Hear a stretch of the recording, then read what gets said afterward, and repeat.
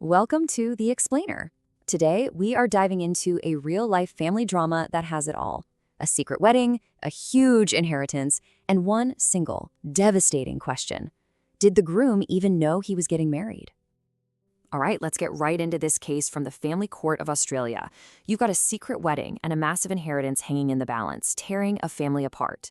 This whole situation forced a judge to look past all the legal paperwork and really ask a deeply human question. What was actually going on in this man's heart and mind? So, why did the family's alarm bells start ringing so loudly? Well, you really have to look at the timeline. The sequence of events here is what made this whole thing feel so off. Just look at how fast everything happened. April 2011, there's a secret wedding. Then, boom, just 3 weeks later, in May, he's in the hospital and officially diagnosed with dementia. And then, when he passes away, a new will leaves everything to his new wife. This chain of events is exactly what pushed his granddaughter to take that huge step and challenge everything in court. This right here, this single, bewildering statement from Mr. Oliver himself is really at the core of this whole case. When his granddaughter asked him about his own wedding, his response was basically, "I didn't know about it either." I mean, it's a chilling thing to hear, and it just casts this deep, dark shadow over the entire marriage. So, in the courtroom, all this suspicion, all these questions, they had to be boiled down to one single legal issue, an issue that would decide the fate of his entire legacy. On one side, you have the granddaughter. Her claim was straightforward. He wasn't mentally capable of understanding what a marriage even was, so it should be null and void. But on the other side, the carer painted a totally different picture. She said no, this was a legitimate marriage, a conscious choice made by a man who was of sound mind. Now, to defend the marriage, Miss Oliver brought out what she must have thought was her ace in the hole, a piece of evidence that seemed designed to just shut down all the questions for good. An official doctor's note, on the surface, this looks like a slam dunk, right?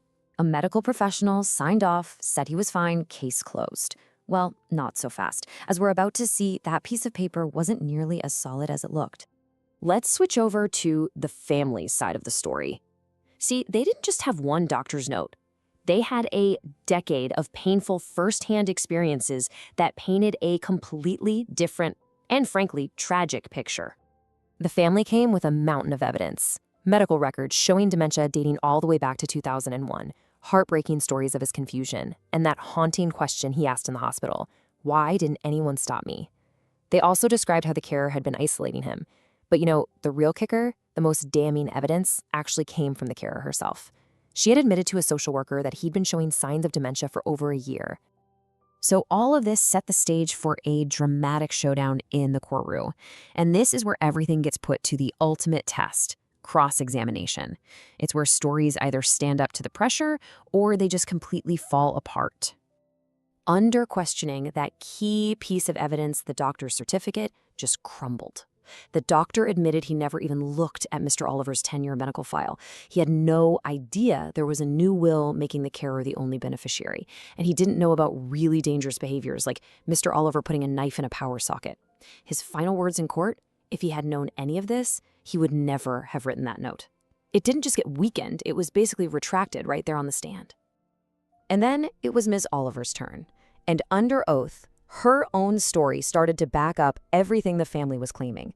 She had to admit that yes, he was confused, that he was irrational, essentially confirming the very mental decline her own legal team was trying to deny. And this, right here, was the legal masterstroke. By proving that Mr. Oliver was in a general state of decline, the family's lawyers managed to flip the entire script. The burden of proof completely shifted. It was no longer the family's job to prove he was confused at the wedding. Now it was up to the carer to prove he had a moment of perfect, crystal clear lucidity right as he said, "I do." An almost impossible task. So, with the carer's main evidence in pieces and the legal burden shifted, the judge was ready to deliver a final, decisive ruling. The verdict was completely unequivocal. The court declared the marriage void. In the eyes of the law, it had never, ever existed.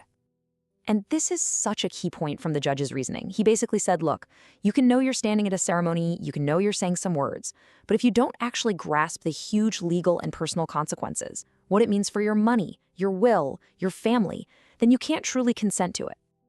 So what can we all take away from this? Well, this case gives us some really powerful practical lessons. Plan ahead with your legal documents. Keep an eye out for red flags, like an elderly loved one being isolated.